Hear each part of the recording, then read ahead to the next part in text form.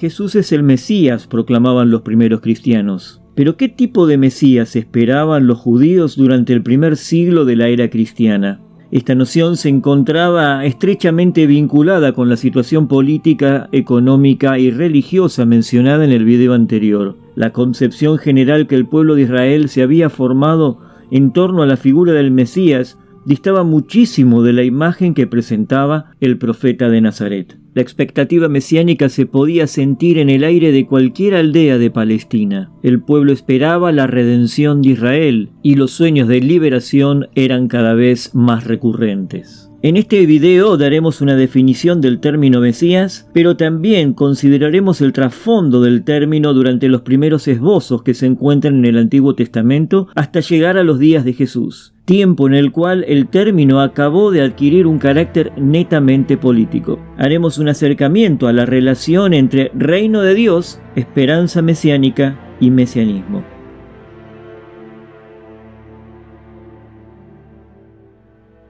El término Mesías deriva de la palabra hebrea Masiaj, que significa ungido. La versión de los 70 traduce el término hebreo por la palabra griega Christos, de donde proviene nuestra palabra castellana Cristo. Esta denominación se empleaba básicamente para referirse a todo hombre que Dios escogía para realizar alguna misión especial a favor de su pueblo Israel. El vocablo se encuentra en varias oportunidades en el Antiguo Testamento y se refiere principalmente a tres grupos de personas, a los cuales se los denomina de esta manera por el procedimiento que se utilizaba cuando eran escogidos. Ungidos entonces eran los sacerdotes, los reyes y los profetas.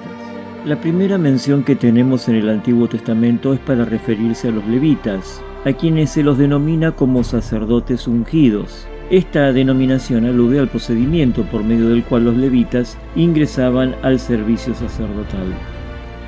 Tomando entonces Samuel una redoma de aceite, la derramó sobre su cabeza y lo besó y le dijo: ¿No te ha ungido Jehová por príncipe sobre su pueblo Israel? Es justamente en relación con los reyes de Israel que el término Mesías se aplica con más frecuencia en el Antiguo Testamento. Este énfasis lo encontramos principalmente en el libro de Samuel, donde se describe la unción real hecha por el profeta tanto a Saúl como a David. Es así que el profeta va en busca del ungido, el Mesías de Dios. Luego en 1 Samuel 24 encontramos que David no quiere herir a Saúl porque éste es el ungido de Jehová. Le perdona la vida por segunda vez por el mismo motivo. Y finalmente David da muerte a la malecita que ha matado a Saúl, puesto que nadie debe poner sus manos sobre el ungido del Señor. Ya en el reinado de David, Abisai por su lado pide que muera Semei por haber maldecido a David, el ungido. David recibe el título de el ungido del Dios de Jacob. Por lo tanto, el título se aplica con frecuencia a los reyes del pueblo de Dios, sobre todo a los de la dinastía davídica. Todos los reyes de Judá y muchos de los de Israel fueron ungidos, según lo indican los libros de Samuel y de Reyes. Pero a diferencia de la unción sacerdotal, la unción real implicaba la presencia del Espíritu del Señor en el rey, y por lo tanto en el pueblo de Israel. En este hecho radicaba la importancia. Grandes triunfos da su rey, y hace misericordia a su ungido, a David y a su descendencia para siempre. De esta manera, el rey ungido era el protector y salvador del pueblo, porque con él estaba el Espíritu del Señor. No toquéis, dijo, a mis ungidos, ni hagáis mal a mis profetas. Finalmente encontramos que el término Mesías se aplica también a los profetas, quien, como en el caso de Eliseo, fue elegido por medio de este procedimiento. De esta manera, cuando la expresión se oriente más hacia la figura escatológica del Mesías, este deberá incluir no solamente funciones reales, sino también sacerdotales y proféticas. Sin embargo, en este apartado veremos cómo la figura de un Mesías básicamente regio fue cobrando forma a lo largo del Antiguo Testamento, forma que se acentuó en el período intertestamentario. La expresión Mesías no solo indica un título o una figura, sino también una función tan importante que junto con el término Mesías comenzaría a vislumbrarse la esperanza mesiánica o mesianismo. Veremos entonces dónde nacen en el Antiguo Testamento estas raíces de esperanza mesiánica. Génesis capítulo 49 recoge las bendiciones que Jacob le otorga a sus hijos. En este pasaje se señala la preeminencia de la tribu de Judá sobre el resto de sus hermanos. Es la primera referencia al concepto de Mesías, aunque sin la mención expresa del término. No será quitado el cetro de Judá, ni el legislador de entre sus pies, hasta que venga Silo, y a él se congregarán los pueblos. Los versículos 11 y 12 describen la abundancia del tiempo mesiánico. La interpretación mesiánica del término Silo se encuentra en casi todas las recesiones targúmicas. Por ejemplo, el Targum Onkelos de Génesis 49:10 traduce hasta que venga el Mesías, al que pertenece la realeza y las naciones le obedecerán. También en la versión de los 70 se señala este carácter mesiánico del versículo 10 cuando dice que Él será la esperanza de todas las naciones. Sobre este pasaje Denfeld resume: Judá tendrá el cetro, no lo cederá más que un príncipe escatológico que ejercerá el poder real en toda su plenitud. Será el jefe no solo de las tribus de Israel, sino de todos los pueblos. De manera muy similar al texto anterior, en Números 24, Balaam profetiza la aparición de una figura escatológica que dominará sobre todos los hombres, los hijos de Set. Lo veré, mas no ahora, lo miraré, mas no de cerca. Saldrá estrella de Jacob, y se levantará cetro de Israel, y herirá las sienes de Moab, y destruirá a todos los hijos de Set. La estrella indudablemente es una referencia a la realeza, ya que en Medio Oriente los soberanos eran comparados con ellas. El cetro es una clara alusión al símbolo del poder real. El Targum Onkelos traduce la palabra cetro por la palabra Mesías. Para siempre le conservaré mi misericordia, y mi pacto será firme con él. No olvidaré mi pacto, ni mudaré lo que ha salido de mis labios. Podemos aseverar que el pasaje de 2 Samuel capítulo 7 es el texto fundamental del mesianismo real. Allí el profeta Natán le anuncia a David que el Señor le construiría una casa o una dinastía. Dios entonces le promete que su reino, la descendencia davídica, duraría para siempre. Dios entonces lleva a cabo una nueva alianza con su pueblo, pero ahora a través de David y su descendencia. Esta nueva alianza se la conoce como Pacto Davídico. Como hemos visto en el video anterior, la liberación de Israel de la monarquía egipcia constituyó el hecho fundante de la nación. Jehová reinará eternamente y para siempre, cantó el pueblo luego del cruce del Mar Rojo. Esto significaba en concreto: en Israel ya no habrá faraones, sino que Dios mismo reinará sobre su pueblo. Israel entonces se convertía en una alternativa ante los otros pueblos. Sin embargo, hacia el final de la judicatura de Samuel, el pueblo pidió la monarquía para ser semejante a las naciones vecinas. Por lo tanto, con la instauración de la monarquía, Israel dejó de ser aquella sociedad alternativa para la cual Dios la había constituido. Bajo David, el gobierno tipo monárquico alcanzó su época de oro, pero luego de la muerte de este, la monarquía entró en decadencia, hecho reflejado por los libros de Crónicas y Reyes. Los cronistas siempre compararon a los monarcas a la luz de David, no solo por lo que significó el gobierno del hijo de Isaí, sino principalmente porque su hijo sería el verdadero rey de Israel. La monarquía, lejos de llevar a Israel a la emancipación total, condujo primero a la división del reino, luego a la caída del trono de David y finalmente a un retorno al cautiverio, una vuelta a Egipto, pero en este caso en Babilonia. Durante el exilio, cuando el trono de David ya no existía más, la promesa y esperanza mesiánica fueron cobrando más fuerza dentro de un marco político y terrenal. En aquel día dice Jehová de los ejércitos: yo quebraré su yugo de tu cuello y romperé tus cuyundas, y extranjeros no lo volverán más a poner en servidumbre, sino que servirán a Jehová su Dios y a David su rey, a quien yo les levantaré. Cuando acudimos al Salterio del pueblo de Israel, encontramos varios salmos que son probablemente la base más importante para la futura elaboración de la función salvífica regia. Estos salmos enfatizan el derecho y la justicia que ha de practicar el heredero de David. Por estas características y también por la elección divina, su gobierno debe ser universal. Por lo tanto, anuncian que todos los pueblos deben someterse al Hijo de David, al Rey de Sión establecido por Jehová. El Salmo 89, por ejemplo, plantea el interrogante de cómo compaginar la crisis del cautiverio con la promesa de Dios hecha a David. La respuesta: el futuro mesiánico. El Salmo 89 hizo pasar la promesa dinástica a través de una noche oscura, de la que podrá salir radiante como la aurora de un porvenir mesiánico cada vez más luminoso. De esta manera, en estos salmos, la esperanza de Israel se centra en el descendiente de David, que comienza a ser idealizado. Progresivamente, el Mesías se transformará no solo en el último de los reyes de la dinastía davídica, sino en el modelo del rey perfecto, quien reinará según la voluntad de Jehová. Con estos salmos se comienza a vislumbrar los primeros atisbos de mesianismo, tema que será ampliado y desarrollado en el mensaje profético.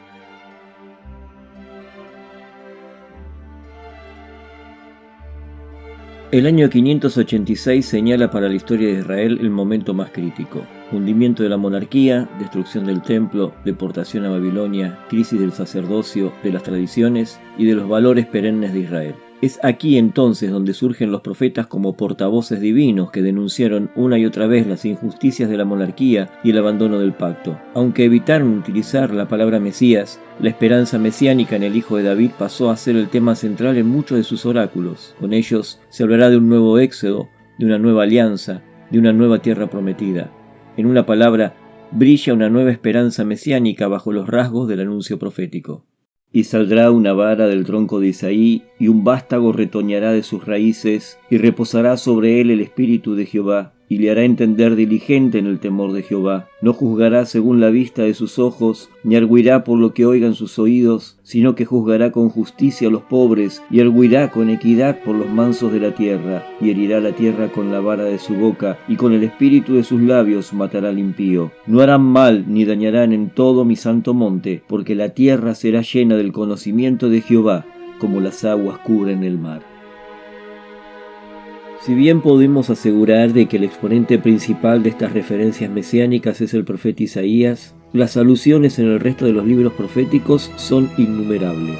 Los profetas avanzan un paso más en la esperanza de los salmos de un rey universal justo. La esperanza mesiánica es una concepción particular de la historia proyectada hacia un cumplimiento, y la relación entre Mesías y mesianismo es cada vez más estrecha. Lejos de tener una mirada sobre la historia cíclica como la que imperaba en aquellos tiempos, la mirada de los profetas apuntaba a que el Mesías no solamente transforma las relaciones humanas, sino también el mundo mismo. Es la presencia del reinado salvífico de Dios a través del rey davídico, cuyas características principales son la justicia y la paz de rasgos universales. Pero tú, Belén Efrata, de ti me saldrá el que será Señor en Israel, y él estará y apacentará con poder de Jehová, con grandeza del nombre de Jehová su Dios, y morarán seguros, porque ahora será engrandecido hasta los fines de la tierra.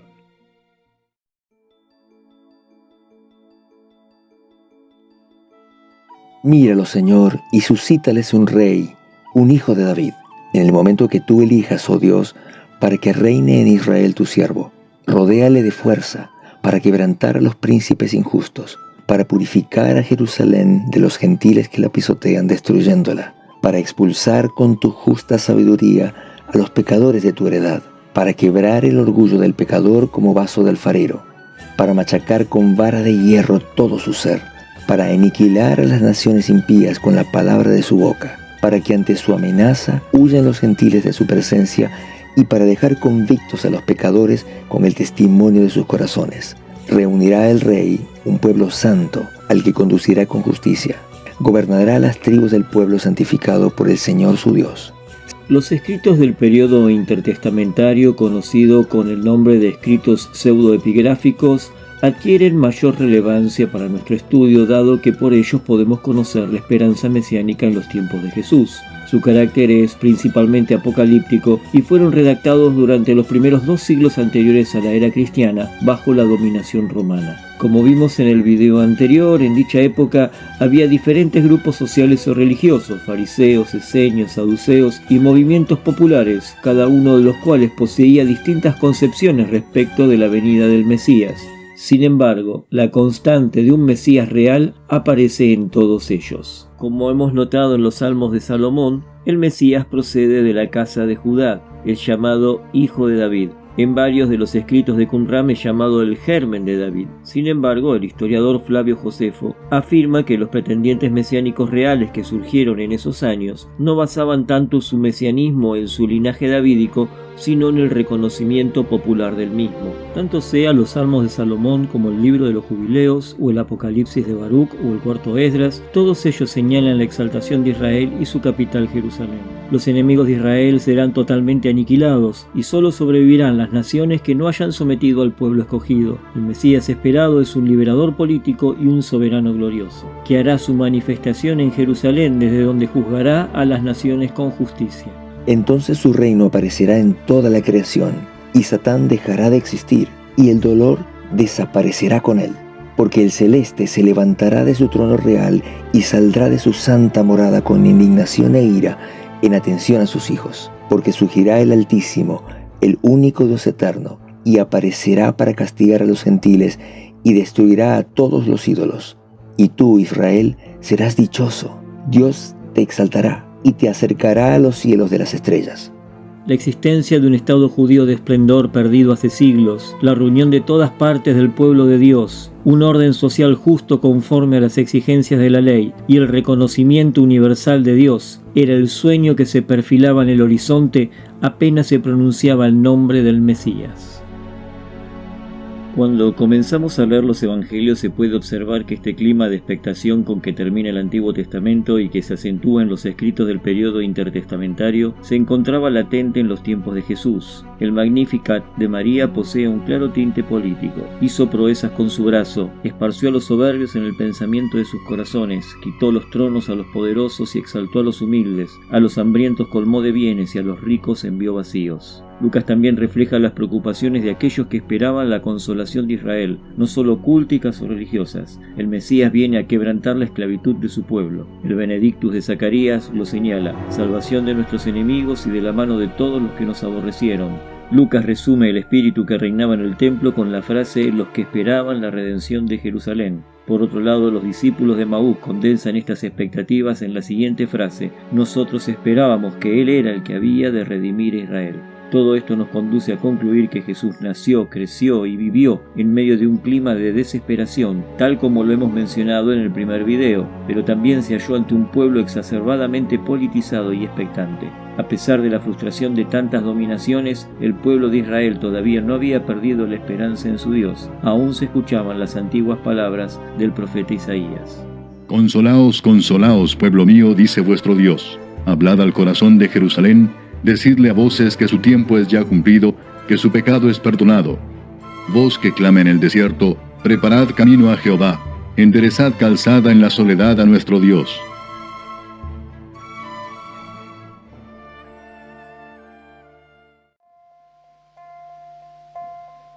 Nosotros esperábamos que Él era el que había de redimir a Israel. Para aquellos discípulos que iban camino a Emaús, la muerte de Jesús había significado no solo la muerte de su maestro, sino también de sus esperanzas.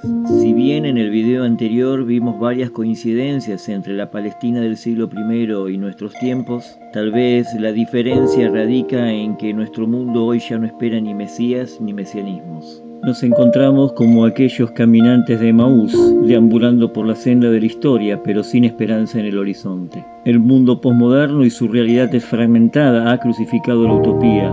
Ya no hay lugar para los megarrelatos ni para los mesianismos, dicen los posmodernos. Las utopías han fracasado. Estamos ante el triunfo de una forma histórica que ha sido capaz de desplazar a todas las demás. No es de extrañar entonces que un filósofo contemporáneo, Francis Fukuyama, afirme que nos encontramos ante el fin de la historia. El significado del término utopía se ha deteriorado y en él solo se acentúa su carácter ingenuo, irreal, quimérico, fantasmagórico. La utopía hoy es el pecado de los pueblos jóvenes, pero la utopía, al igual que el Mesías Jesús, no murió de muerte natural, sino que fue asesinada, porque ella encierra en sí misma un acto de rebeldía, un sueño, una búsqueda y una acción de cambio. La utopía es el anhelo de un mañana diferente que sirve como crítica del presente defectuoso. En vez de utopía, poseemos hoy un ahora eterno y el futuro no es otra cosa que más de lo mismo. Por lo tanto, ya no es necesario ningún compromiso histórico. Solo cabe refugiarse en la privacidad, en un sálvese quien pueda. Dado que no hay posibilidad de un futuro ideal, lo mejor es disfrutar del presente. Podríamos decir como los cristianos de Corinto: comamos y bebamos porque mañana moriremos. Dado que no hay posibilidad de cambio, practiquemos entonces la religión del engaño. El pan y circo ha adquirido formas más sofisticadas. A la cultura de la pasividad se la trata de disfrazar por medio de una incesante actividad que consiste en el culto de la diversión, del pasatiempo, de la satisfacción. Alegría embriagadora, decía Zaratustra, es para el espíritu que sufre apartar la mirada de su sufrimiento y olvidarse de sí mismo. Alegría embriagadora y olvido de sí mismo, me pareció un día al mundo. Es que el objetivo es distraerse y al mismo tiempo insensibilizarse. ¿Para qué ser conscientes de una situación que no se puede cambiar? La panza llena no solo tapa los oídos y cierra los ojos, sino que también niega la esperanza, pues no la necesita. Jesús condenó esta filosofía de vida que no da lugar a la esperanza y que se centra solo en el hoy. Mas ay de vosotros ricos, ay de vosotros los que ahora estáis saciados, ay de vosotros los que ahora reís. Mirad también por vosotros mismos, que vuestros corazones no se carguen de glotonería y embriaguez y de los afanes de esta vida, y venga de repente sobre vosotros aquel día.